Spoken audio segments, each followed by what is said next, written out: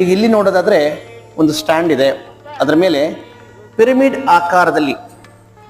ಆಕಾರದಲ್ಲಿ ಆಕೃತಿಯನ್ನು ಹೊಂದಿರುವಂತ ಒಂದು ಹೋಮಕುಂಡ ಇದೆ.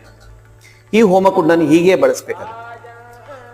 ಇದನ್ನ ಜೊತೆಯಲ್ಲಿ ಹೋಮಕ್ಕೆ ಆಹುತಿ ಕೊಡಲಿಕ್ಕೆ ತಟ್ಟೆ ಮತ್ತು ತುಪ್ಪವನ್ನು ಬಳಸಕ್ಕೆ ಒಂದು ಸಲಕರಣಿ.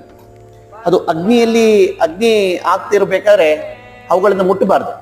ಅದಕ್ಕೆ ಅದನ್ನ ಬಳಸಲಿಕ್ಕೆ ಒಂದು ಚಿಮಣಿ ರೀತಿಯಲ್ಲಿ ಇರುವಂತ ಒಂದು ಸಾಮಗ್ರಿಗಳಿದೆ.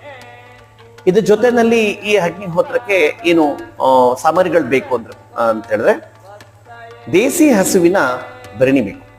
ಹುರಿಲಿಕ್ಕೆ ನಾವು ಸಾಮಾನ್ಯವಾಗಿ ಬತ್ತಿ ಅಥವಾ ತುಪ್ಪದ ಬತ್ತಿ ಅಥವಾ ಆದರೆ ಪಚ್ಚಕರ್ಪೂರವನ್ನ ಬಳಸ್ಬೋದು. ದೇಸಿ ಹಸುವಿನ ತುಪ್ಪವೇ ಆಗಿರ್ಬೇಕು. ಜೊತೆಯಲ್ಲಿ ಪಾಲಿಶ್ ಆಗದೆ ಇರುವಂತ ಅಕ್ಕಿ, ದೇಸಿ ಹಸುವಿನಲ್ಲಿ